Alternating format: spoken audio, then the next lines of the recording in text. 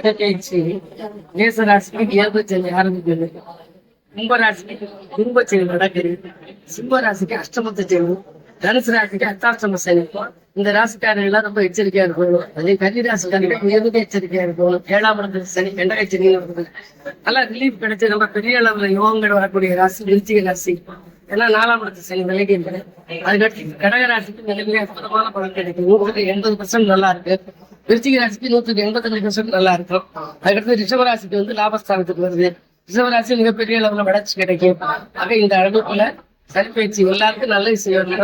பேச்சியான 1 மாசத்துக்குள்ள சனி இருக்கிற ஆலயங்களுக்கு போய் சனி கவசம் பாடி சனியை திருப்தியாக்க முடியுங்கன்னா வாழ்க்கையில் எல்லா வளமும் பலனும் கிடைக்கும். வணக்கம். இப்ப கும்பராசில இருந்து மீனராசிக்கு போறதுனால என்ன மாற்றம்?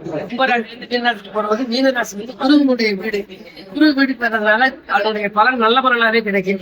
ஏன்னா நவகிரகத்துல சுபகிரகம் குரு, அந்த வீட்டுக்கு சனி வர்றபோது சனி எப்படிப்பட்டவனா இருந்தாலும் சரி. பொதுவா ஒரு குண்ட வரட்டா நம்ம எதுல பாடம் வந்து எந்த குழந்தையும் நல்ல குழந்தைதான் மண்ணில் பிறக்கையிலே அது நல்லது என்பதும் தீயது என்பதும் அன்னை வளர்ப்பதிலே ஒரு பாட்டு. அது மாதிரி நம்ம எடுத்துக்கோம்னா எந்த கிரகமும் நல்ல கிரகம் தான் வானில் பிறக்கையில அது நல்லது என்பதும் தீயது என்பதும் படைக்கு வகையிலே நான் எழுதியிருக்கேன். அதனால நம்ம கும்பிட்டோம்னா எல்லா தெய்வங்களும் எல்லா கிரகங்களுமே நல்லது நடக்கும். இந்த கும்பத்திலிருந்து போறதுனால கும்பச்சனி கல்யாண காட்சி நடக்கும், வீடு கட்ட முடியாது, சுபகாரியங்கள் நடக்கக்கூடிய வாய்ப்புகளை கும்பம் கொடுக்கும். கும்பராசிக்கு நல்லா இருக்கும். மீனராசிக்கு உங்களுக்கு ஜென்மச்சனி ஆரோக்கியத்தில் ரொம்ப அக்கறை தேவை. மேசராசிக்கு 7ஆம் சனியில செகண்ட் ரவுண்ட் பொங்கு சனி மிக அற்புதமான பலன் கிடைக்கும்.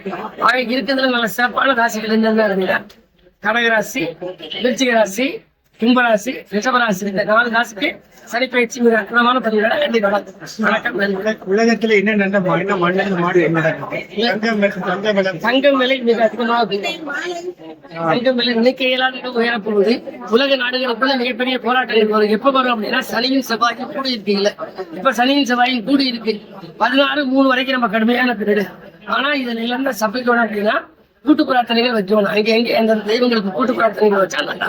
மார்ச் மாசம் முடிஞ்சோட்டி உலக போர் முடிவுக்கு வருமா? என்னைக்கு குறையும்? அங்க மேல குறைவதற்கான வாய்ப்பு இல்லை. ஏற்ற இறக்கமாக ஏன்னா சுக்கர உச்சத்தில் இந்த ஆண்டு பிறக்கிறதுனால மிக அதிக ஆட்சி என்னுடைய இதை பொறுத்து பார்த்துக்க.